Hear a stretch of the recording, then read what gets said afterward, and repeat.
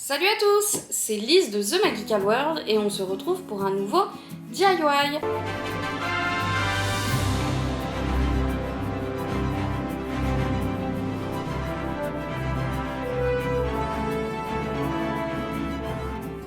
On va essayer de réaliser ensemble aujourd'hui la pierre philosophale.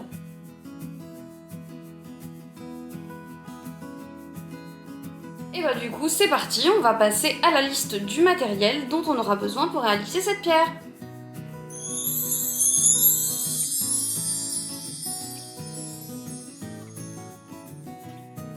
C'est une pierre qu'on va réaliser en résine époxy, donc on va avoir besoin d'un kit de résine époxy, donc de ce qu'on appelle du A et du B, donc du durcisseur et de la résine. On va avoir besoin de colorant pour résine époxy rouge, forcément.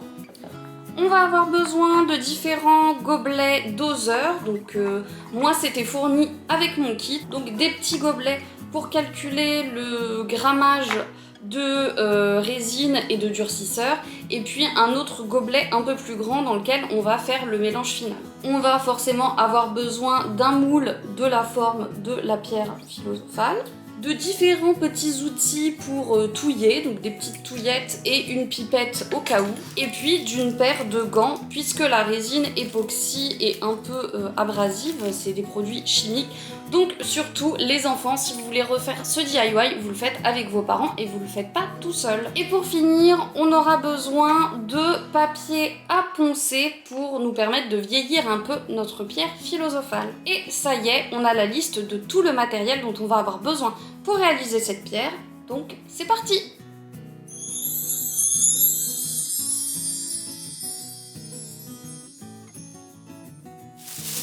Donc voilà, ça y est, la table elle est équipée, j'ai mis mes plus beaux gants et avec mes mains de Minimoys c'est très drôle parce que les gants sont beaucoup trop grands. Et on va pouvoir passer au mélange de notre résine. Bon, j'ai fait un truc qu'il faut pas faire, j'ai enlevé mes gants parce qu'ils faisaient un bruit juste insupportable. Donc je vais faire extrêmement attention à mes petits mélanges et ça devrait le faire. Du coup, on va prendre nos petits gobelets comme ça et il faut que je fasse 50 ml de chaque. Donc on va commencer par le mélange A. Forcément, mon petit gobelet ne fait pas 50 ml, donc je vais faire 30 puis 20. Et après, on viendra le mettre dans le grand gobelet pour mélanger les deux. Donc on va y aller assez délicatement et a priori il faut faire assez attention quand on la verse pour éviter que ça fasse des bulles. Même si en soi, moi s'il y a un peu de bulles dans la pierre, ça ne me gêne pas. Mais si vous êtes perfectionniste, à cette étape, il faut faire attention. Voilà. On verse délicatement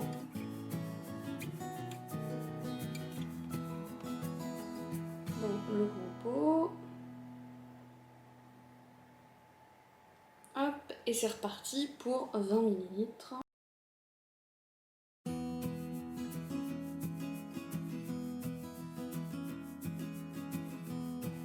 Et maintenant, on va prendre le durcisseur. On prend les mêmes mesures parce que moi, c'est du 1 pour 1. Donc, il faut que je mette autant de A que de B. Donc, c'est parti. On refait 50 ml qu'on met dans le gobelet. Voilà, en fait, ça fait 50 ml jusqu'en haut parce qu'il est dosé aussi, le grand. Donc, bah, allons-y.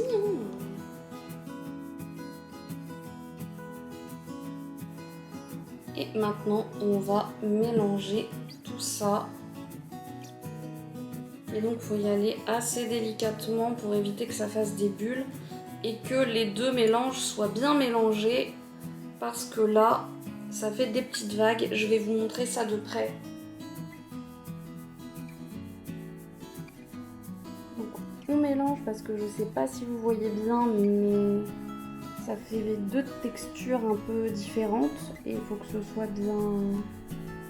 Vu que ça fasse de stries en fait, il faut que ce soit bien homogène. Que les deux soient bien mélangés. Donc on mélange, on essaye de faire ça relativement doucement.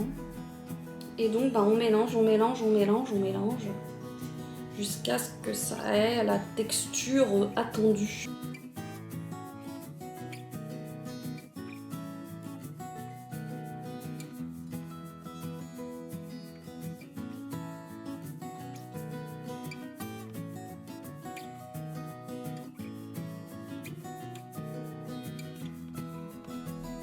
là, donc vous voyez, ça fait plus un mélange opaque comme tout à l'heure, mais on a bien un mélange transparent. Donc bon, normalement pour les pros de la résine, il n'y a pas de bulles.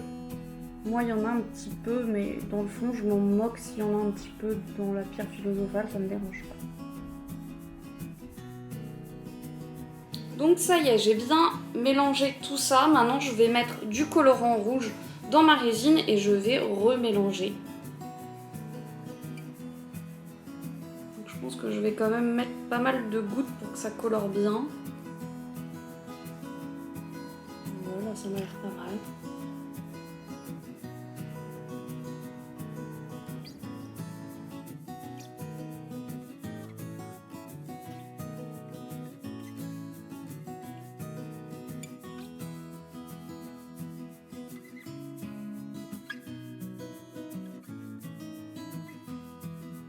Donc au total, je pense que j'ai dû mettre une quinzaine de gouttes. Mais après, je pense que ça dépend de votre colorant. Donc vous en mettez jusqu'à ce que ça ait la teinte que vous souhaitez. Et on continue de mélanger donc doucement pour éviter de faire trop de bulles à l'intérieur.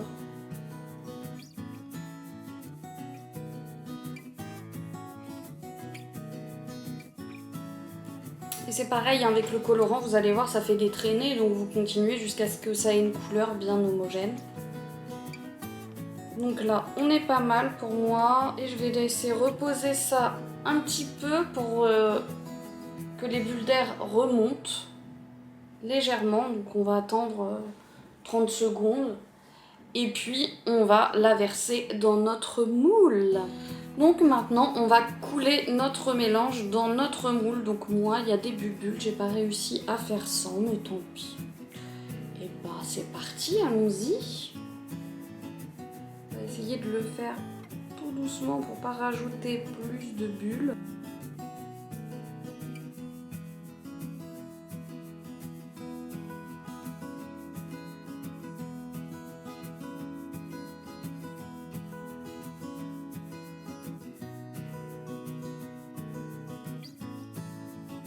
Donc ça y est, on a coulé notre résine époxy dans le moule et maintenant on se retrouve dans 24 heures pour voir le résultat et démouler et continuer ce DIY. Et ça y est, ça fait 48 heures que notre petite pierre pose, donc je vais maintenant la démouler. Et avant de la démouler, je m'aperçois tout de suite que j'aurais dû remplir le moule jusqu'en haut parce qu'en fait la forme va jusqu'en haut. Et j'ai peur que là, ma pierre, elle soit un peu toute plate. Mais bon, tant pis. Alors c'est parti, on va démouler ça. Oh, c'est pas très simple à démouler cette histoire. On remercie chaleureusement Florian de nous avoir aidés pour cette étape du démoulage. Et franchement, elle est pas mal du tout. Bon voilà, comme je m'y attendais, elle est un peu plate. Bon, en même temps, ouais c'est ça. Ouais, elle est un peu courte. Donc, si vous la faites, remplissez bien jusqu'au bout. Mais franchement, c'est cool. J'ai fait une pierre philosophale, les gars. C'est grave cool, je suis trop fière. Et maintenant, on va passer un peu de papier à poncer à droite à gauche parce que la pierre philosophale, elle n'est pas toute lisse, elle est vieille, on a vu de toutes les couleurs. Donc du coup, on va faire ça. Déjà, je vais poncer un peu sur les arêtes du bas.